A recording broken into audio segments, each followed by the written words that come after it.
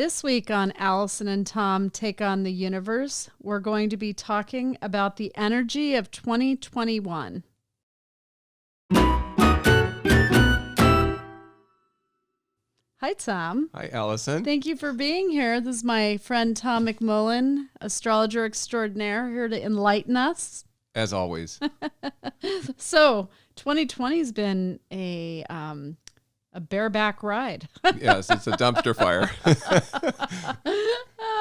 So we already knew what to expect for 2020. It was supposed to be family, going back to family traditions, the virus, and innovation, which is everything that it was. Right. So what can we expect for 2021? 2021, and we're looking at two signs and two planets that rule them, that we're in now and leaving and then going into this next year, and the planets that rule them. So we'll talk about Jupiter and Sagittarius and Saturn and Capricorn. Okay. Because they're very diametrically opposed in their natures. Yes, they are. And those two planets are coming together that will define as we move forward into 2021, which is an actual big thing in astrology. It's not just for the year. It's for probably the next 20 years easily. So it's all the chatter amongst you astrologers. Yes, it is. All right. And so because they are moving into the air sign of Aquarius, and they've been in earth signs for 200 years. And so we're moving from one element to another for the next 200 years. Wow. So, but currently let's discuss sort of what those planets and those signs mean. Okay. Jupiter is the benefic of things, the hope in the future, and Saturn is the malefic, the dark, the hard, the restricted of life. Right. Things that are difficult, things that we can't do, like gravity. Is a sort of a Capricorn Saturn energy where it holds things in and makes things restricted. We can't fly for that reason, you see. And then Jupiter is, well, I'll just figure it out and jump off a cliff and see where it takes me, Sagittarius, and there's two sides to Sagittarian. There's just fairly one to Capricorn, but Sagittarius is either the party guy or the serious philosopher. He's, or somewhere in between. Mm-hmm. But the fun party, the one with crude humor. They do have crude humor. They have crude humor. I love that about them. Especially as kids and preteens. They're like so little funny. boys. They'll give you the dirtiest joke. And, my adult friends still do it that are Sagittarius. Yeah. They're fun. Yeah. So, they are the partiers, the gamblers, the wild child, but the risk takers. And then, but even in the serious side of the other side, the higher consciousness, it's just about morality, ethics, law, and where we're going and what our truth really is. So, you have the child and the adult in those natures. And then Capricorn is really the dad. It's the serious, the rule maker, the boss, your employer, the guy who runs your world at work. Sure. The one that's climbing to the top of materialism and reputation. And so one has more of a grounded earthly energy, which is what we've been doing for 200 years, building upon the earth and building cities and finances around the world in the last 200 years. And we're moving out of that as we move into Aquarius. As those two planets come together, they work beautifully together because the hope in the future is based on a plan and a foundation. It's grounded hope. It's grounded hope, you see. So, Jupiter without boundaries is as bad as Pisces without boundaries, actually. Which is really bad. And then Capricorn is over boundary. It's like it creates, the walls are too thick, too tall to get through and over. All boundaries. So, but they work together. They build to grow. You see, that's the whole point, is to build to grow. Mm-hmm. But we're going to Aquarius. So Aquarius being an air sign, and Aquarius rules science, technology, and medicine. Okay. And so you can see that it's laid the foundation by the pandemic itself, because now we've had to deal with our human survival by a virus that's invaded us, that has forced us to move money, commerce, and everything toward the healing and invention of viruses and things faster than we ever have before. So now look where money's being sent: medicine, technology, right? So it's so fascinating. It's amazing that they could get more than one vaccine for the coronavirus done in seemingly a short time. And they're not done. There's more to come. And well, I think the beauty of this, and what maybe a lot of people don't understand, is that this had to happen to help us. It's going to end up accidentally finding vaccines for things that we weren't even looking for as a bonus.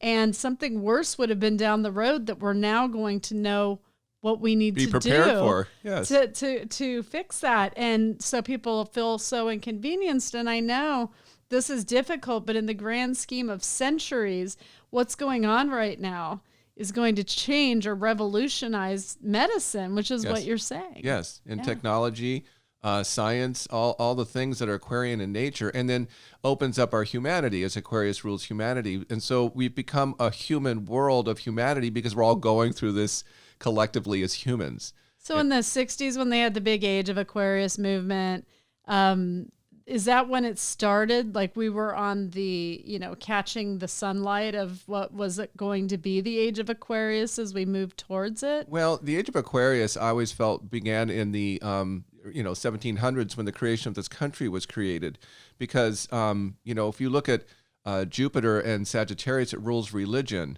and so the shift and change in our world and our country is we separated church and state. And so now science and religion have been at odds with each other, you see. So the more we evolve and find actual facts and things of discoveries through science, and then it gets contrary to what religious, a gospel says, or dogmas. And dogmas. Yeah. And we're still in the middle of that. We're still on the cusp of this war and fight with these two things. It doesn't mean religion goes away. It just means that one doesn't overrule the other. They can work together. If you understand, get away from the dogma and work toward the humanity of our ethics. That makes sense. And then using this wonderful evolution of science to discover we're not alone as humans, and we're maybe not even alone in the universe. I know a lot of people find that incredibly exciting, but I like things the way they are. Yeah, but you're a fixed sign energy. You're very that's fixed. Aquarius. Well, Aquarius is fixed in its progress. It's in his world. He's fixed or she's fixed. She creates her own reality of making herself different. Yes. Or himself different, because Aquarius means I want to belong, but I don't want to belong at all. It's that dichotomy where it's like I am different. I don't fit into anything, but I want to. And you have to sort of navigate those two things. And so some Aquarians are joiners in parts of groups, and others are their own person like you. And I'm pretty much happy being alone. I want little Aquarians to hear this. I think this is important. I wish somebody had told me this when I was a child. You weren't born to fit in. That's right. Stop trying. You're not going to, most of you will not like team sports. You're not going to be the one invited to all the birthday parties. But I guarantee you, if you continue being yourself and being the little individual rebel that you are, by the time you're an adult, you're going to draw in so many cool rebels like yourself, and those become your friends.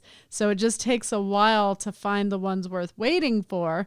But in childhood, you're not supposed to feel like you fit in. You'll do better in individual sports. I was a competitive skater, solo skater, and that worked for me. As soon as they gave me a partner, everything was his fault. Everything was his fault. I was like, I could do better without him. So it's part of our energy to not fit in, and that's okay. And I, to capitalize on that, the point of Aquarius feeling separated, it forces you to go in to discover who you are. Yes. And in the general dynamic of where we're going into this next year, the planet that rules Aquarius, Uranus, is in the sign of Taurus. And Taurus means your personal values. What do you value? Are you trying to fit into a group that you don't fit in because they don't fit your values because you don't know what they are? Right. And so you have to spend time being separated to discover self. So the self journey is in Aquarius, and then once they discover themselves, and it's like, well, now I don't care about anybody else, and so I'm my own person. But it means you still need to find your tribe. Well, we need to now refigure out what our friends' values are. That match yours. Yes. And this is why the tribe becomes the misfit souls, the ones that never were the ones that fit in. Right. They're the rebellious ones. They're the ones that belong outside the community because their sexuality or because they're artistic and their parents are, scholars or they talk to dead people. Yeah, right. Yes. Or they're astrologers, which is an Aquarian profession, by the way, is what I do. So we look at the big picture. We see things beyond what you normally see in front of you. So I love that. Yeah. Aquarius rules astrology. Yeah. I love it. Very cool. It's a science. It's a science of nature. Right. Essentially. No, it makes sense to me. You're reading energies. And yes. I understand that. So in 2021, moving forward, some of the ugly things that we saw in 2020, all of the clashing and the violence and the upheaval, that's part of breaking with 200 years and moving forward into the new 200 years. Does that mean we forget where we came from, or does that just mean that we bring that with us but learn from it? I get the sense that history does repeat itself. I get the sense not as much as it has, because the energy is so different from earth signs for 200 years going into air signs, which are intellect. So different. And so, again, the negative parts, we're going to, take the Capricorn energy and look at the hard negative parts and what the worst case scenarios. In terms of our conflicts, we will fight differently because we'll go from machinery to cyber wars now because technology connected the world in a way that now we can either enhance ourselves or destroy ourselves. So, cutting down, electrical grids and things like this. This is what we're in for.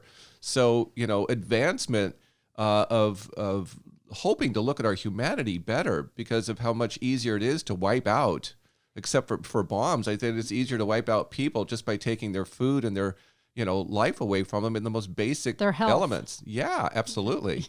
Yes. So they're going to fight. There'll be maybe more germ warfare as well. Possibly, because medicine's a part of it. Right. So all things for us to be mindful of. Don't let it scare you. The news is frightening enough. You take it one day at a time and you be true to yourself. And I just hope people come away from this year remembering that and sticking to their values and not changing them because other people impose their will on you. Well, again, don't forget to understand your own morals and ethics that work for you. Don't look at your morality or ethics through something outside of yourself. We all know what's right or wrong. How does this affect boomers, though? Because you're more of a collective soul. You have been in the past. You were more of a collective soul. You were more of a group. I get the sense energy. We can say that of all generations and generalize. I would say those in the mid 40s when they were born were the hippies, the rebels, the marching down the street dynamics from wars and what have you. Burning bras. I was born in the mid 50s. I didn't have that experience. I was not old enough to understand that experience. I mean, I was rocking the peace sign on a chain and all that stuff that was going on as a little boy. We need a picture of that to put up on YouTube. Yeah, I had all the paraphernalia, but nonetheless, I didn't know what it meant. But you have to go kind of like specifics within generations because early parts of the millennial are different than the latter parts, and so true. And so those born in '66 of the beginning of the Gen X, your generation, in we go into '76, very different. So yeah, I can see that. I was in the center. Yes. I think. Yeah, you're in the center. And I really like the people that were born in the center because we only got together in groups to have good times. But other than that, we're kind of individual. Yeah. And I like that. Yeah. But I have to say with Aquarius, most people like their sign. Not everybody likes their sign. There are some signs where they don't wear them on chains and they don't have the tattoo for a reason. Scorpio loves themselves. Leo loves themselves. Yes. There's certain Aries, signs. Yeah. Aries loves themselves. There's certain Taurus. Yeah. Yeah. But then you see with Aquarius, there's a good side. There's a pro and a con to it. I know the pros. I've read people who are the darker side of Aquarius, and they're the smiling assassin. Yeah. So that worries me a little bit because they can disconnect emotionally and almost seem a little inhuman. Yeah. So the opposite of what we would be talking about, humanity and helping others, there's an aspect to it that could be cold and calculated. Yeah. Well, thank you for enlightening us on the energy of 2021. I'm really looking forward to the cures for diseases that are going to come out of all of the medical work that's been done during the pandemic and maybe revolutionizing medicine and hospitals and the way we do things. Absolutely. To treat patients, and also showing more humanity to people that are right in front of you. If there's somebody in front of you, and this is very Aquarian, I started buying a cheeseburger for homeless people at a very young age. And yes, sometimes they'll say, I don't want food, give me money. And I'm like, no, I'm here. I'm the hamburger fairy. That's what I am. So I've always tried to help when I can help without overextending to you picking your battles. You have to pick your battles in Aquarius nature, I believe.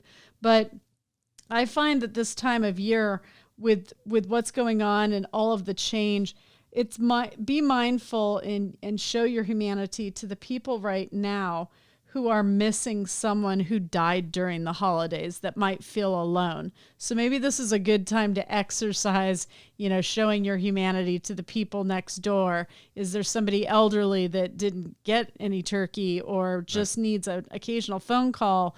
Is there somebody next door that can't reach a light bulb to change it and they're by themselves, and maybe you drop off some, cake that you made for the holidays? I just find that people right now, while they're missing people that they love, especially the elderly, because they've lost most of the people in their life, be mindful that while we're celebrating, there's some people, if they stare off into a corner because they seem sad or, they seem distracted, maybe you just need to reach out to the people that that have lost somebody and say, hey, I'm here to listen if you need it. I'm here to listen.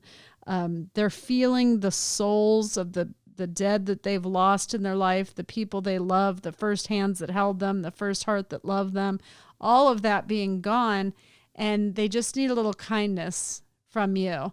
So during this time of year, I find a lot of people get very sad just missing somebody they love. If you want to help them out, another nice thing to do is for a Christmas tree or for the holidays, get one that reminds you of my dad. My dad was a professional ballroom dancer. If somebody were to give me a dancing shoe to put on the Christmas tree, or a blonde, his other favorite thing, or a bottle of wine that's red, and say, this is for Mike, that brings some happiness to the person who lost somebody during the holidays, because you're celebrating that person in a positive, happy tone that they would want to be celebrated in. So so I'm so going to put a blonde wig on top of your tree.